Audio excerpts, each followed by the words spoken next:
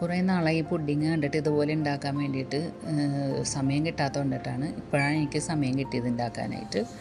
അങ്ങനെ ഞാനിത് ഉണ്ടാക്കി അടിപൊളി ടേസ്റ്റാണ് കേട്ടോ. തയ്യാറാക്കിയപ്പോൾ എല്ലാവർക്കും ഇത് കഴിച്ചിട്ടും മതിയാവുന്നുണ്ടായില്ല, അതുപോലത്തെ ടേസ്റ്റാണ് ഇതിന്. അപ്പോൾ നമുക്ക് എങ്ങനെയാണ് തയ്യാറാക്കുന്നത് നോക്കാം.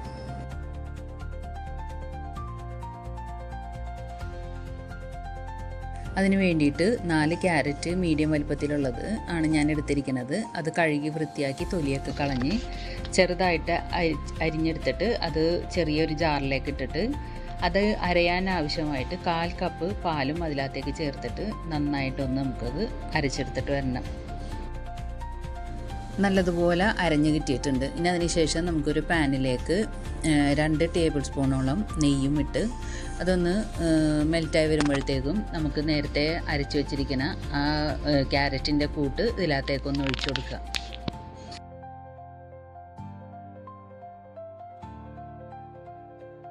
അത് നെയ്യിലേക്ക് കിടന്ന് നന്നായിട്ടൊന്ന് മിക്സായിട്ട് എല്ലാം നല്ല ഒരു പാകമായി വരുമ്പോഴേക്കും നമുക്ക് അടുത്തത് ഇതിനകത്തേക്ക് വേണ്ടിയിട്ട് 1/2 കപ്പ് പാലും കൂടി ഒഴിച്ചു കൊടുക്കണം.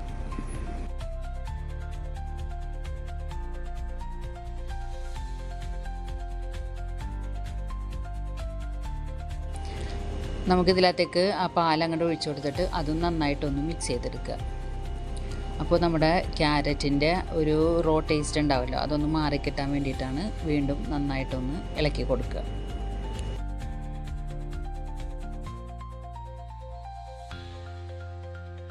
അടുത്തത് നമുക്ക് ഇതിനകത്തേക്ക് ചേർക്കേണ്ടത് 1/2 കപ്പ് പഞ്ചസാരയാണ്.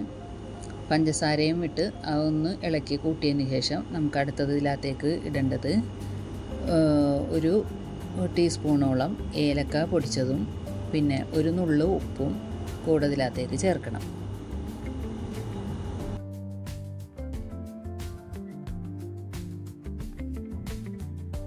അടുത്തായിട്ട് ഇതിനകത്തേക്ക് റവയാണ് ചേർക്കുന്നത്. റവയും കൂടി ഇതിനകത്തേക്ക് ചേർത്തിട്ട് നന്നായിട്ടൊന്ന് മിക്സ് ചെയ്ത് കൊടുക്കുക. റവ മിക്സ് ചെയ്യുമ്പോൾ അത് ഇടുന്നതിനനുസരിച്ച് നമുക്ക് നന്നായിട്ടൊന്ന് എല്ലാം കൂടി ഇളക്കി കൊടുത്തുകൊണ്ടിരിക്കണം.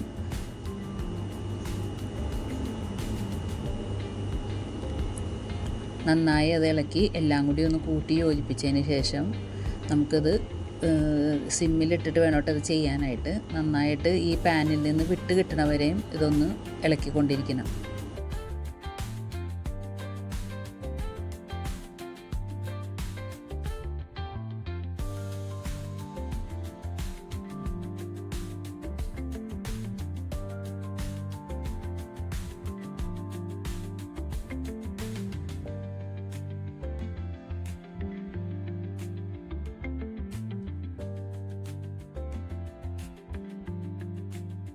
ഇതുപോലെ പാനിൽ നിന്ന് നന്നായിട്ട് വിട്ട് കിട്ടിയിട്ടുണ്ട്. നമുക്ക് ഇനി ഇത് ചൂടാറാനായിട്ട് മാറ്റി വെക്കണം.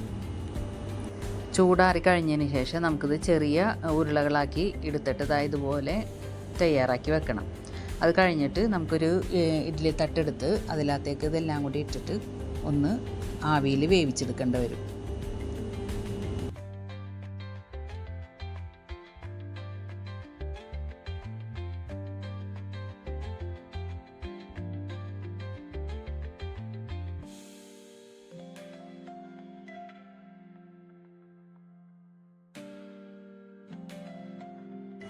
അധിക സമയമൊന്നും വേണ്ട ഇത് വെന്ത് കിട്ടാനായിട്ട്. അത് കഴിഞ്ഞ് നമുക്കിത് ചൂടാറാനായിട്ട് മാറ്റി വയ്ക്കാം.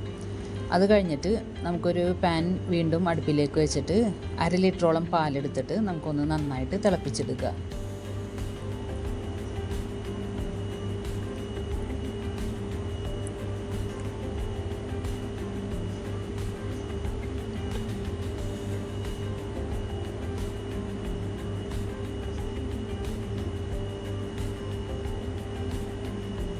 പാല് നന്നായി തിളച്ച് വരുമ്പോഴേക്ക് നമുക്കതിനകത്തേക്ക് 1/4 കപ്പ് പഞ്ചസാര ഇട്ട് കൊടുക്കുക. എന്നിട്ട് നന്നായിട്ടൊന്ന് ഇളക്കി കൊടുക്കുക.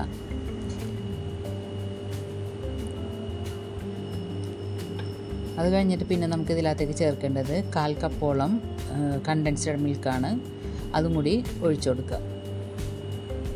അതും കൂടി ഒഴിച്ചിട്ട് വീണ്ടും നമുക്കൊന്ന് നന്നായിട്ട് മിക്സ് ചെയ്ത് കൊടുക്കുക.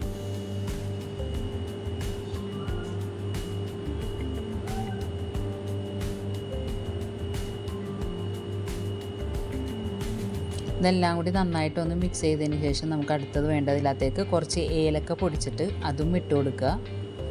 പിന്നെ ഒരു നുള്ള് ഉപ്പും കൂടി ചേർക്കുക. അത് കഴിഞ്ഞിട്ട് നമ്മൾ വേവിച്ച് വെച്ചിരിക്കുന്ന ക്യാരറ്റിൻ്റെ ഉരുളകൾ ഇതിനകത്തേക്ക് ഇട്ടിട്ട് നന്നായിട്ട് എല്ലാം കൂടി ഒന്ന് മിക്സ് ചെയ്ത് കൊടുക്കുക.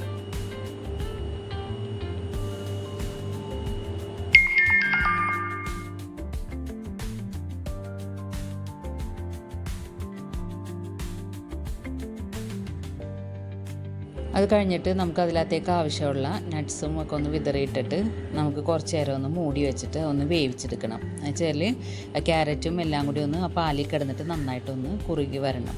അതിന് വേണ്ടിയിട്ട് നമുക്ക് ഒരു 2 ടേബിൾ സ്പൂൺ പാലിൽ 2 ടീസ്പൂണോളം കോൺഫ്ലവറും ഇട്ടിട്ട് മിക്സ് ചെയ്തിട്ട് നമുക്ക് അതിനകത്തേക്ക് ചേർത്ത് കൊടുക്കുക.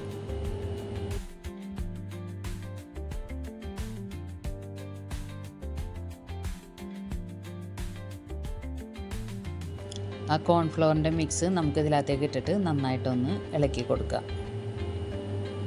അപ്പോൾ ഒന്ന് ചെറുതായിട്ട് കുറുകി വരും. അപ്പോഴേക്കും നമുക്കതൊന്ന് ഓഫ് ചെയ്യാം കേട്ടോ.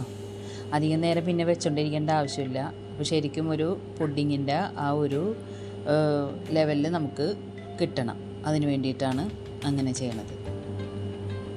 ഇപ്പോൾ കണ്ട നല്ല ഭംഗിയിൽ വന്നിട്ടുണ്ട്. എല്ലാം ഒന്ന് കുറുകി നല്ല പാകത്തിന് വന്നിട്ടുണ്ട്. നമുക്ക് ഓഫ് ചെയ്തിട്ട് നമുക്കത് വിളമ്പിയെടുക്കാം.